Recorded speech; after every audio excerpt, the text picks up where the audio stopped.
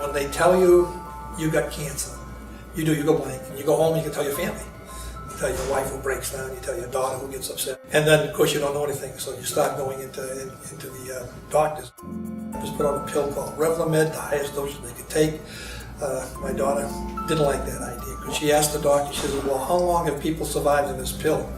And he told him, he says, well, one person has lived 9 years on this pill. And she looked at the doctor and said, what happened to the rest? We wanted a second opinion. They said, come to the Beth Israel, Dr. Arneson and the group here. They diagnosed me and they went in and they said, oh, you have a very aggressive form of this multiple myeloma. My blood was 60% cancer when I came in. Before we started this, the treatment even, they had told me about this clinical trial they were doing. Took my wife, we talked about this clinical trial and the stem cell transplant for months before I had it. And until the day I went in, she didn't understand it, didn't know why. And it was extremely hard for her.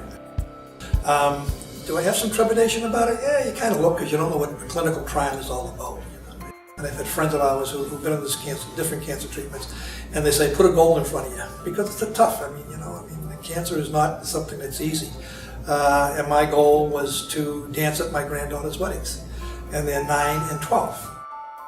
I was in the hospital for 3 weeks, went home for almost 3 months. Almost 100 days before. I had taken a month off before, because you have to go through this whole initial chemo system, blowing out the cancer in your body, coming back for the pheresis and all the medications you take for 2 weeks before that, and then the pheresis for a week. So I was almost 6 months out. Cancer cells are able to grow in the body because they're able to outsmart the immune system and essentially fly below the radar screen and create an environment where the immune system really can't recognize them. The goal of our study is to use a cancer vaccine to reverse that process so that the immune system now sees the cancer cells as foreign and goes after them. We do this by taking aspects of the tumor and introducing them to the immune system in a different way. This is done using powerful teachers of the immune system known as dendritic cells. When you take a tumor and put it inside a dendritic cell and then use that to stimulate the immune system, you can now create a very broad immune response that targets many elements of the tumor and creates a hostile environment for that. In order to further bolster that, we look at some of the key levers that the tumor cells use to actually hide from the immune system. And one of those levers is called the PD-1 protein pathway. And so we are looking in our study to combine our vaccine with an agent that blocks the PD-1 pathway to see if those two things together will stimulate a very strong immune response that will recognize the myeloma cell, target it, and hopefully eliminate it. I started the treatments in Boston. It's a 1 day you come in, you spend all day, 8 hours. It's really an almost simple procedure. So I didn't have any effects during the day. I actually slept for most of the time. I was in a bed, very comfortable, in a hospital room. I wound up going home. My daughter, they wouldn't let me drive. You get tired of laying down and doing all the stuff medication does. So again, my daughter was with me, so we wound up going home, slept the rest of the day, a little nauseous every day after, but 1 day only. And after that, I was right up and back to work. So the procedure going through it was really simple. Some people will tell me they've had a bad experience going to some hospital, some office or whatever. Never. Everybody here has been cheerful. It's a tough unit to work on cancer. They smile all day. From when you walk in up here to the receptionist, to you getting your blood work, to you getting your clinicals, you're going into your nurses, you're getting the girls who do all the treatments in the back, and the IVs and the whole 9 yards. Yeah. Everybody smiles, everybody's happy. I've never run into anyone who hasn't been upbeat about the whole thing. So.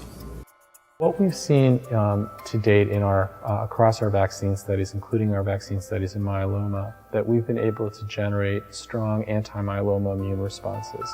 What we are studying now and really in the middle of analyzing and learning is how this combination strategy of the vaccine and the blockade of PD-1 may further amplify those responses and what the clinical effects are going to be. The first time I left the house was whenever I thought I could, or the doctor said I could. My wife was going shopping, so I said, I'll drive you down to the mall. So I went down to the mall, I sat in the car. I got out, I remember standing by the car and breathing the air. And it was a crystal clear air like this and a few clouds, and I'm going, wow, this is fantastic. I've come along, talked to a doc. They've actually had some great success, I think, with this drug they're using now, and hopefully it'll help me. If it doesn't help me, it'll help somebody else.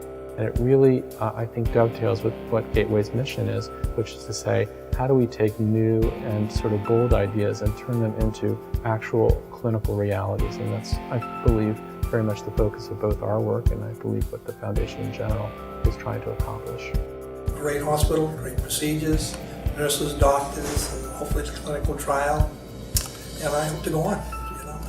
And I plan to be here for 19 more years, 'cause I've used up 1 year. And I've told the girls I'm dancing at their wedding, and they both laugh at me because they don't want to dance with me.